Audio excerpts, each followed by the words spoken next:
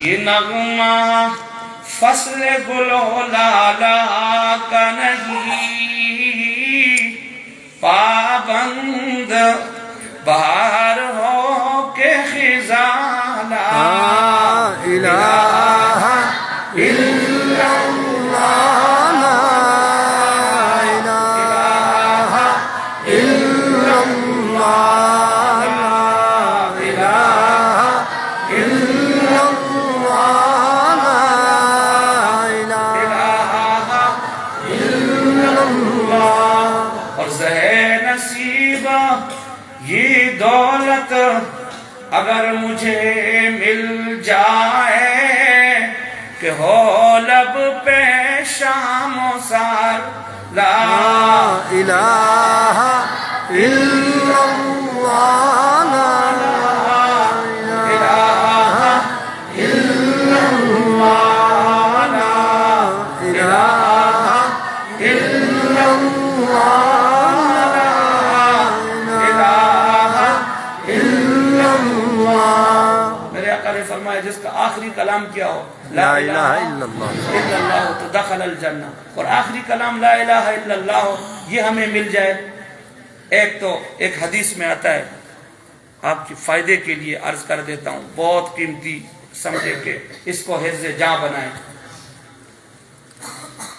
نبی علیہ السلام فرماتے ہیں کہ جو اذان سن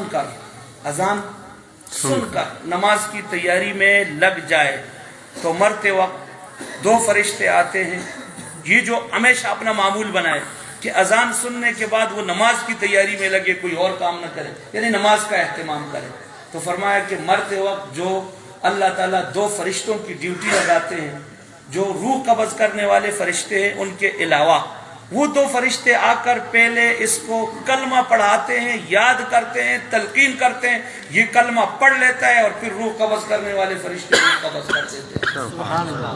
اور جب جو اس طرح کرے گا تو پھر حضور علیہ السلام نے کیا فرمایا، جس کا آخری کلمہ لا الہ الا اللہ تو کیا ہے، دخل الجنہ، جنت میں جائے گا۔ مسواک کا جو اہتمام کرے گا، مسواک کا جو اہتمام کرے گا، مسواک کے کتنے فائدے ہیں؟ بہت زیادہ ہیں۔ ان میں سے ایک فائدہ یہ جو ہمیشہ مسواک کا اہتمام کرے گا تو مسواک کا اہتمام کرنے والے کو مرتے وقت کلمہ طیبہ کی دولت نصیب ہوگی۔ اور ایک بزرگ اپنا ایک ذوق بیان کرتے ہیں، کہتے ہیں یار زندگی میں نا ایک مرتبہ آپ پڑھ لے لا الہ الا اللہ محمد رسول اللہ، اور پھر اللہ سے دعا کرے کہ اللہ یہ میں نے کلمہ پڑھ لیا ہے، یا اللہ یہ آپ کے پاس امانت ہے، اور جب میں مرنے لگ جاؤں تو یہ امانت مجھے لوٹا کے میری زبان پہ جاری کر دے، لا الہ الا اللہ۔ اور کسی کو روضہ رسول پر حاضری کی سعادت مل جائے نا صلی اللہ علیہ وسلم، ادھر ہم پڑھتے ہیں اشہد ان لا الہ الا اللہ واشہد ان، وہاں جا کے حاضری ہو تو اس نیت سے کہ اللہ کے محبوب آپ میرے ایمان کی عینی، وہاں سامنے ہے نا، بالکل سامنے ہے، اللہ کے محبوب آپ میرے ایمان کی عینی گواہ بنے۔ یہاں ہم پڑھتے ہیں لا الہ الا اللہ محمد رسول اللہ، تو ہم ادھر ہیں اور حضور علیہ السلام کہاں ہیں؟ مدینے میں، تو وہاں سامنے ہے، بالکل روزے کے سامنے، تو حضور علیہ السلام کو اپنے ایمان کا عینی گواہ بنائے کہ اللہ کے محبوب یہ میں کلمہ طیبہ پڑھتا ہوں، کلمہ شہادت پڑھتا ہوں، اشہد ان لا الہ الا اللہ و اشہد انک رسول اللہ، تو یہ آپ میرے ایمان کے عینی گواہ بن جائے۔ یہ بات بھی وہ ہے جو جب حضور علیہ السلام ایمان کے عینی گواہ ہوں گے انشاءاللہ العزیز میدان محشر میں یہ فارمولہ بھی کام آئے گا، من کان آخر کلامہ لا الہ، زندگی اگر گزرے گی اس کلمے کے مطابق۔ آج کے مسلمان کا المیہ یہی ہے کہ وہ مرنا تو کلمے پہ چاہتا ہے لیکن کام ایسے نہیں کرتا ہے۔ حضور علیہ السلام نے فرمایا تموتون کما تحیون، جیسے تم زندگی گزارتے ہو ایسے ہی تمہیں موت آئے گی۔ زندگی ایمان والی، قرآن سے محبت والی، تو موت بھی اس طرح آئے گی جس طرح زندگی گزاری ہے۔ جو لوگ محبت کرتے ہیں، زندگی گزارتے ہیں، نماز کا اہتمام کرتے ہیں، تو موت بھی سجدے کی حالت میں ایسے لوگوں کو آتی ہے۔ ابھی 1-2 سال پہلے آپ نے سنا ہوگا مانسیرہ میں ہمارے ایک مولانا عبد الحنان صاحب تراویح کی نماز کے دوران فوت ہوئے۔ حضرت آپ نے 2 سال یا 3 سال پہلے کی بات ہوگی۔ چھٹی یا 7ویں رکعت میں تراویح میں سجدے کی حالت میں اپنی روح اللہ کے سپرد کرتے ہیں۔ یہ ہے جو اس طرح کام کرتے ہیں تو اس طرح کام کرتے کرتے وہ موت آ جاتی ہے. یا ایھا الذین آمنوا اتقوا اللہ حق تقاتہ ولا تموتن الا وانتم، مسلمان ہو کر مرو. تو مسلمان ہو کر مرنا یہ ہمارے اختیار میں تو نہیں ہے. کیا مطلب ہے کہ ایسے کام کرو، ایسے کام کرو مسلمانی کے، تو موت بھی اس طرح کام کرتے ہوئے آئے گی. قرآن سے، دین سے، ایمان سے محبت. آپ کی اس مسجد میں مجھے بہت خوشی ہوئی، طلبہ کرام کے چہروں کو دیکھا، اس ماحول کو دیکھا. مولانا عبدالعلی صاحب نے فرمایا اکیلے ایک شخص، امام، خطیب، استاد اکیلے کچھ نہیں کر سکتا ہے. میں اکثر اپنے استاد محترم جامعہ بنوری ٹاؤن کراچی کے استاد الحدیث دارالعلوم دیوبند کے فاضل حضرت مفتی سعید احمد پالنپوری صاحب رحمۃ اللہ علیہ کے معتمد خاص، مرید خاص، شاگرد خاص، ان کے علوم کے امیر حضرت مفتی عبدالرؤوف غزنوی صاحب دامت برکاتہم العالیہ، آخری سبق تھا ہمارا. تو حضرت استاد محترم نے فرمایا کہ آپ لوگ یہ بتاؤ کہ آپ کو کس نے پڑھایا. 570 ہم ساتھی تھے درسگاہ میں، 2006 کی ہماری فراغت ہے، اس سن کی بات ہے. تو کسی نے کیا جواب دیا، کسی نے کیا مختلف جوابات دیے. ماں باپ نے پڑھایا، استادوں نے پڑھایا. حضرت استاد جی دامت برکاتہم العالیہ نے فرمایا کہ نہیں، آپ کو سب نے پڑھایا، لیکن اصل حقیقت یہ ہے کہ آپ کو پڑھانے والے یہ عوام ہے. اور ہمارے حضرت فرمایا کرتے ہیں نا، مدرسہ محمدی باغ ہے اور مسجد جنتی باغ ہے. ٹھیک ہے، اور یہ آپ لوگ اس کے مالی ہیں، طلبہ کرام اس کے پودے ہیں، اساتذہ کرام اور محبت کرنے والے، خدمت کرنے والے، وہ ان باغوں کے کیا ہے؟ مالی ہے، باغبان ہے. اور قرآن میں اللہ ایک جملہ ارشاد فرماتے ہیں، یہ ہے تو حضور علیہ السلام اور صحابہ کے بارے میں، اور ایک زبردست اور شاندار قرآن کا یہ جملہ کیا قیمتی، یعجب الزراع. یہ کھیتی ہے نا، کھیتی میں اگنے والی فصل اور یہ پودے، جب اس کو باغبان دیکھتا ہے تو وہ کیا ہوتا ہے؟ یعجب الزراع. اور لیغیظ بہم الکفار کا جملہ بھی بڑا زبردست ہے. صحابہ کو دیکھ کر خوش ہونے والا مسلمان ہے اور انہیں دیکھ کر جلنے والا. قرآن کیا کہتا ہے؟ لیغیظ بہم بولے قرآن کیا کہتا ہے؟ لیغیظ بہم الکفار. قرآن کہتا ہے لیغیظ بہم الکفار ہے. ان کو دیکھ کر جلنے والا، ابو بکر کے نام سے بغض رکھنے والا کیا ہے؟ اور بولے کیا ہے؟ کفار. صحابہ کو دیکھ کر ان سے بغض رکھنے والا، جلنے والا، برائی کی نسبت کرنے والا کیا ہے؟ قرآن کہتا ہے لیغیظ بہم الکفار ہے. اور ان کو دیکھ کر خوش ہونے والا کون ہے؟ لیعجب الزراع، وہ محمد رسول اللہ ہے. صحابہ کی جماعت کو دیکھ کر خوش ہونے والا باغبان محمد الرسول اللہ ہے. اور آپ کی اس مسجد میں پڑھنے والے طلبہ کرام کے آگے بڑھنے کو، ان کی ترقی کو اور ان کے عروج کو اور اچھے نمبروں میں کامیابی کو اور ان کی کامرانی کو دیکھ کر جو خوش ہوگا تو وہ کیا ہے؟ محمد الرسول اللہ کی سنت پر عمل کرنے والا ہوگا، کہ وہ یعجب الزراع ہے. تو ہمارے استاد محترم نے فرمایا کہ آپ کو پڑھانے والے کون ہیں؟ عوام الناس سے. کیونکہ یہ مدرسوں کو 1 روپیہ، آپ کی مسجد کا 1 روپیہ بل بھی حکومت ادا کرنے کے لیے تیار نہیں. بل تو دور کی بات ہے، وہ بل پر اضافی جو ٹیکسز ہے، ہمارے حضرت مولانا حنیف جلندری صاحب دامت برکاتہم العالیہ فرماتے ہیں کہ میں نے ان کو کہا یار تم ایسے کرو کہ یہ بل جو ہے نا، اس پر جو اضافی ٹیکسز ہے یہ بھی ختم کرو، تو یہ بھی ہمارے لیے کافی. کبھی بھی کریں گے نہیں. تو یہ مدرسے کا نظام کون چلاتا ہے؟ اللہ چلاتا ہے. اور اللہ تعالیٰ اپنے نیک بندوں کے ذریعے. کراچی کے ایک بہت بڑے محدث اور ایک بہت بڑے عالم اور بہت بڑے فقیہ اور اپنی ذات کے اندر اور ایک سمجھے نا کہ ایک بیتاج بادشاہ اور ایک ایسی شان رکھنے والے عالم دین زبردست، ان کا نام زبان پر آ رہا ہے، حضرت مفتی زرولی خان صاحب رحمۃ اللہ تعالی علیہ. ایک واقعہ انہوں نے بیان کیا، سلطان محمود غزنوی کا. وہ میں بیان کر کے نا حضرت مفتی صاحب رحمۃ اللہ علیہ کا واقعہ ختم کرنے لگا ہوں. فرماتے کہ سلطان محمود غزنوی ایک نیک اور دیندار بادشاہ تھا. کہتا ہے کہ میرے دل میں کوئی 3 وسوسے تھے، 3 شبہات تھے. ایک شبہ یہ تھا کہ میں اپنے باپ کا بیٹا نہیں ہوں، انہوں نے مجھے کہیں سے اٹھا لیا اور پا لیا اور بیٹا بنا لیا. کسی نے ان کے ذہن میں یہ بات ڈالی. ایک شک یہ تھا. دوسرا شک یہ تھا کہ حدیث میں آتا ہے کہ العلماء ورثۃ الانبیاء، کہتے میرے ذہن میں یہ بات آتی تھی کہ علماء کو نہیں بادشاہوں کو انبیاء کا وارث ہونا چاہیے. یہ دونوں جیسے آدمی سبق یاد کرتا ہے نا، تینوں باتیں یاد کرنی ہے تاکہ بات سمجھ میں آ جائے. تیسرا کھٹکا مجھے یہ لگا رہتا تھا اور ہمیشہ ایک بلکہ فکر دامنگیر ہوتی تھی کہ مجھے پتہ چل جائے کہ مجھے اللہ جنت میں بھیجے گا یا نہیں. اپنے اعمال سے بہرحال اس کو اور اپنی ترتیب سے اور اللہ کی رحمت سے یہ امید ضرور تھی، اور وہ اس کی کوئی ایسی یقینی خبر کی تلاش میں تھا کہ جی مجھے مل جائے کہ میں جنتی ہوں. تو تین چیزوں کی طلب ہے. ایک یہ معلوم ہو جائے کہ میں اپنے باپ کا حقیقی بیٹا ہوں یا مجھے انہوں نے کہیں سے اٹھا کے پالا. ایک دوسرا یہ کہ انبیاء کے وارث بادشاہوں کو ہونا چاہیے، علماء کو، کیونکہ بادشاہ تخت پہ بیٹھے ہوتے ہیں. اور تیسری بات اس نے یہ کی کہ میرے لیے جنت ہوگی یا نہیں ہوگی.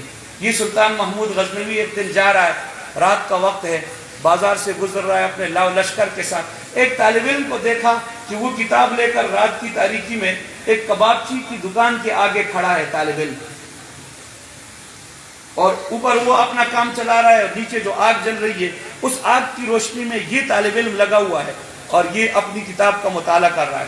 بادشاہ گزرا، دیکھا طالب علم کو، قریب بلایا، کیا مسئلہ ہے؟ کہا کہ جی وسائل نہیں ہے، چراغ میں ڈالنے کے لیے تیل نہیں ہے تو میں ادھر آ کے پڑھتا ہوں. بادشاہ نے کہا کہ آج کے بعد تیرے لیے تیل کا انتظام سلطان محمود غزنوی کے ذمے ہے، اور جتنا تیرا اس کا خرچہ ہے وہ میں پاس سے برداشت کروں گا. آپ کو اپنے حجرے سے باہر نہیں نکلنا پڑے گا، جس مسجد میں مدرسے کے جہاں کمرے میں آپ رہتے ادھر جا کے آپ کریں اور آپ کو یہ تیل کا خرچہ ملتا رہے گا. آج سلطان محمود غزنوی گھر گیا اور کہتا ہے کہ میری آنکھ لگ گئی. میں کہتا ہوں آنکھ بند نہیں ہوئی، آنکھ کھل گئی اور حضور علیہ السلام کی زیارت ہوئی. حضور علیہ السلام نے تین اس کے شبہات تھے نا کہ میں اپنے باپ کا بیٹا ہوں یا کوئی انہوں نے ویسے اٹھایا اور پالا. نمبر 2 علماء کے انبیاء کے وارث کون ہیں، اور نمبر 3 جنت ملے گی یا نہیں. تو فرماتے ہیں کہ حضور علیہ السلام کی زیارت ہوئی اور حضور علیہ السلام نے مجھے ایک جملے میں سارے سوالوں کا جواب دے دیا. مجھے فرمایا اے سبکتگین کے بیٹے، سبکتگین ان کے والد کا نام تھا، ایک مسئلہ حل ہو گیا. اے سبکتگین کے، حضور نے انداز مخاطبت کیا ہے، اس انداز سے پکارا، اے سبکتگین کے بیٹے، تو نے میرے وارث کی خدمت کر کے، وارث کون تھا؟ مدرسے کا طالب علم. تو نے میرے وارث کی خدمت کر کے اپنے لیے جنت واجب کر. سبحان اللہ. تینوں سوالوں کا جواب مل گیا.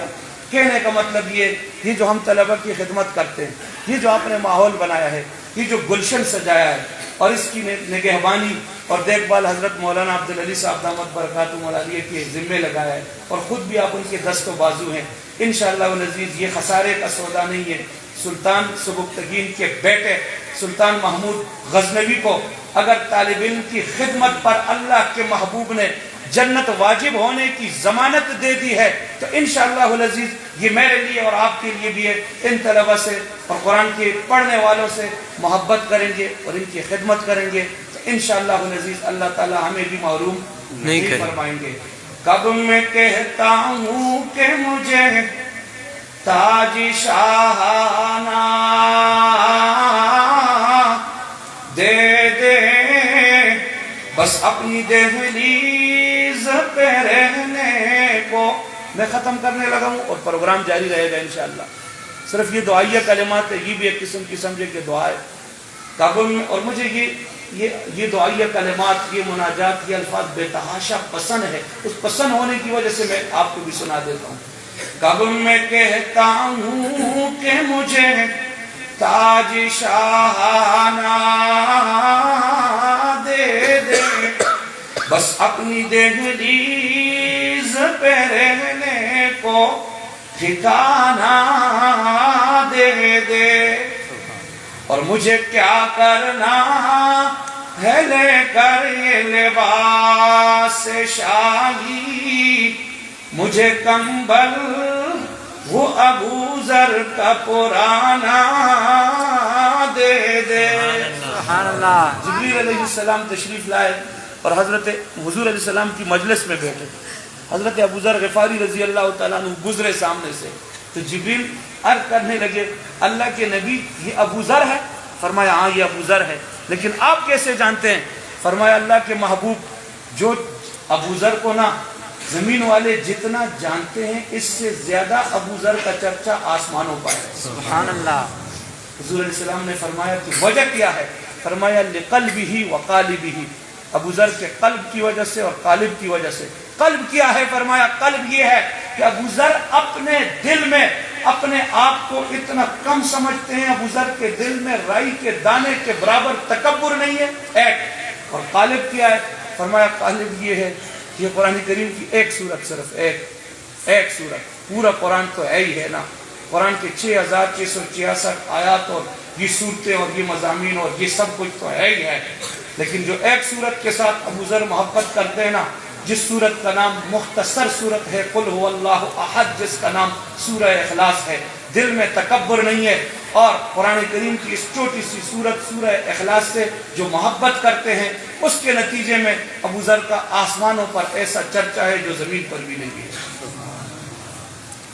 کب میں کہتا ہوں کہ مجھے تاج شاہانہ دے دے، بس اپنی دہلیز پہ رہنے کو ٹھکانہ دے دے، اور مجھے کیا کرنا ہے لے کر یہ لباس شاہی، مجھے کمبل وہ ابو ذر کا پرانا دے دے، اور میں نے کیا چیز بڑی مانگی ہے میرے مولا، اور میں نے کیا چیز بڑی مانگی ہے میرے مولا، بس درد دے کر مجھے رونے کا بہانہ دے دے۔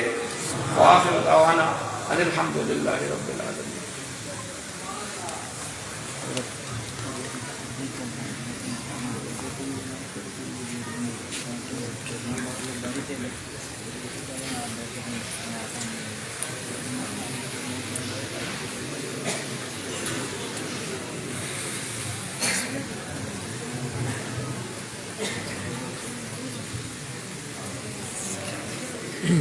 السلام علیکم۔